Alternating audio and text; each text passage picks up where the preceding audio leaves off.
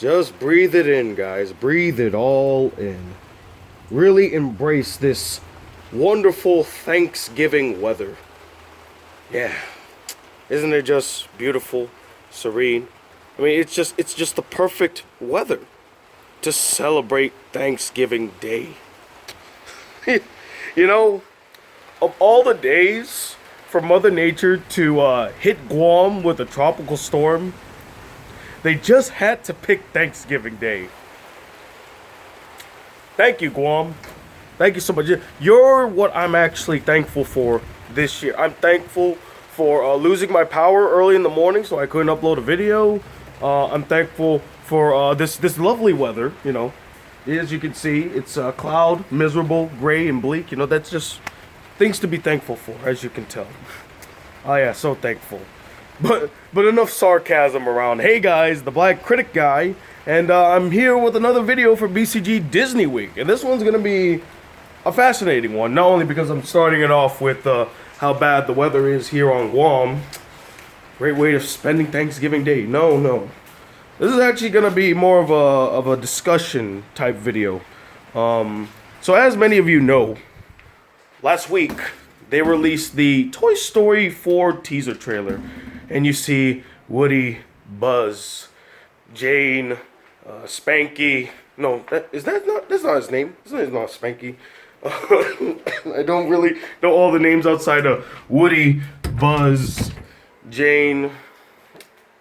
So basically, you see Woody in the gang, and you know they're all going around in a circle, all happy, like yay, no worries, no troubles. And then it gets to this like spork character, and he's just like, I don't belong here, and then he goes off and he breaks the daisy chain, and they all start like whoa, falling apart.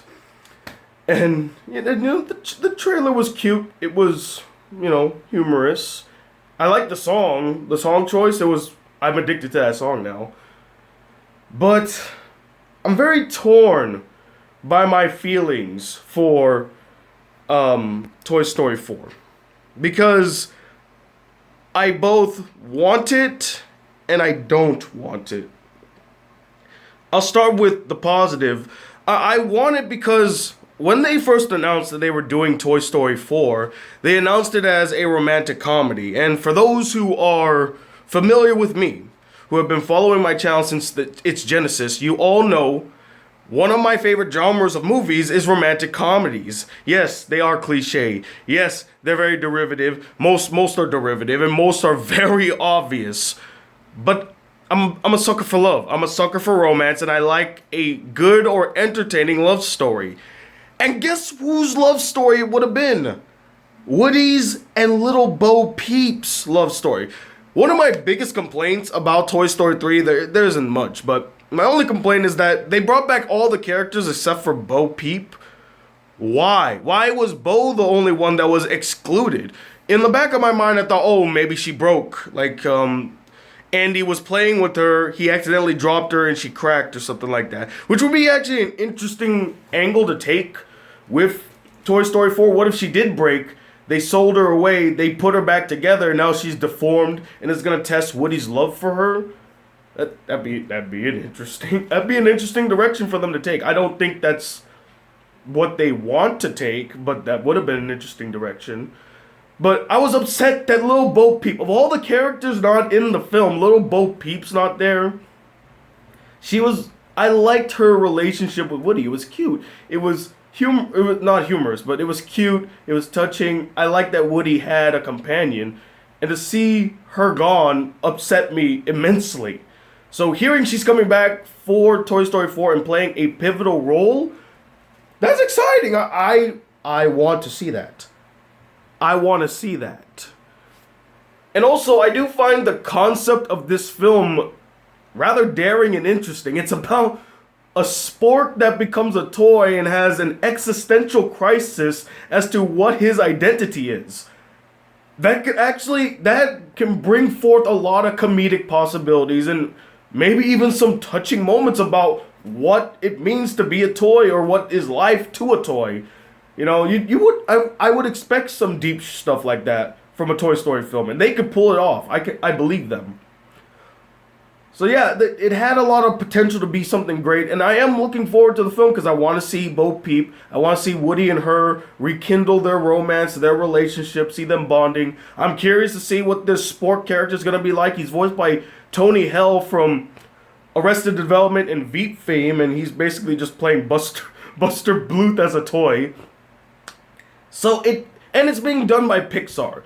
Besides a couple misses here and there, Pixar has been relatively good in the realm of, making films. So I have faith in their ability to create something good, especially with the Toy Story franchise. A very treasured franchise for them. So, by the way, I'm going to go over here and turn on the light because I just realized how dimly it looks. As you can tell, I did not put much thought into the setup of this video. But, so yeah, those are my reasons why I am curious to see the next installment of Toy Story 4. But I have hesitations, and I really, at the same time that I really want to see it, I don't want to see it. Because Toy Story 3 ended this franchise on such an excellent note. It was a great closing chapter to a franchise I grew up with. And by adding a new chapter, that means we have to reopen the book and begin where we left off. Now, I know many people are saying, well, no. That was the first trilogy. That's its own separate book. This is opening a new book, a new chapter. And I can agree with that. But since it follows the same characters, I don't think of it as a different book. I think it's just them saying, oh, here's a little epilogue. Following the toys now that they're in the midst of that little girl from Toy Story 3. She's the caretaker of the toys now. And I don't know, we rarely ever get satisfying conclusions to franchise films or franchise shows. They either go on for far too long to the point where they basically beat the franchise into the dirt and it loses the luster, the pedigree, the creativeness, and the uniqueness of the series. And we're just like, oh my god, it's another one of these. Blah, blah, blah. And I thought Toy Story would have been saved from that because of Toy Story 3 and how it ended. It ended so well, I can't even see them making a Toy Story 4. And if they did, I don't think they should. It might be a mistake. What if this is the one that broke the camel's back? What if Toy Story 4 is the one that turned people away from the franchise and realized, oh, now they're just dragging it out. They're just trying to, it's a cash grab is what I was afraid of. They were going to turn Toy Story 4 into a cash grab film. Not to mention some of the drama behind the scenes of them firing the original writers of Toy Story 4, Rashida Jones and her partner. They left due to creative differences, philosophical differences is what they said. And I think it's also due to the fact that there were some allegations aimed towards John Lasseter, sexual misconduct, mistreatment. So they didn't want to be a part of that, and understandably so. But then they had to retool 3/4 of the film script to make Toy Story 4, because it originally was supposed to come out this year. But because of them parting ways with Rashida Jones and her partner, they had to retool the script and push it back to 2019, which is never a good sign, to have to change a majority of the script and then push the release date back a year. I love Toy Story. I have all the faith in the world that they'll pull off something great, but that's a red flag right there. And the fact that I don't even think they need to make a Toy Story 4 because of how great Toy Story 3 was. We could just leave the franchise alone, or at least wait a couple more years, maybe a decade, like Toy Story 3. I will say, it is coming out 9 years after Toy Story 3, so maybe they did take the due diligence to really mold out the story and figure out exactly what they want to do. But I'm still a bit concerned. So yeah, while I do like that we're gonna get a return for Bo Peep, we're gonna get to see her character in full swing in this film. She's supposed to play a huge role, and by the way, if she does not, I'm going to hold it against you, Pixar. I'm gonna hold it against you. Don't tell me you're making a romantic comedy and then you don't make a romantic comedy. So I'm excited for Bo Peep's return. I'm excited for this story, as I think there's so many possibilities, both comedic and dramatic. It's great to see the toys again. Key and Peele's in the film, which is exciting to see. And it's supposed to be an adventure story, so it's building up to be something worthwhile, like a movie-going experience, an interesting new chapter in the Toy Story franchise. But at the same time, it does feel like extra padding to the franchise because it ended on such a great note with the first one. And due to the behind-the-scenes problems, it could turn out to be a mess. I don't know. So I'm torn by my feelings. I don't know how to feel. I need to see an actual trailer, and then I can maybe, from that point, assess whether or not I want to see the film and whether it's going to be something worthwhile. But that's just my opinions on the whole Toy Story 4 teaser trailer and the forthcoming film. I would love to know what you guys thought about the Toy Story 4 teaser trailer. Did you get to see it? Did you also see the one with Key and Peele? I liked it. It was kind of strange because, hearing Key and Peele basically doing what they did when they were bellhops in their show, Key and Peele, I was like, wait a minute, did they do this already? And then you had Woody and Buzz show up as like, hey guys, that's not how you say it. It's to infinity and beyond. So, but I'm curious to see what type of characters they play. But what did you guys think about the trailer? Are you excited for Toy Story 4? Let me know in the comments.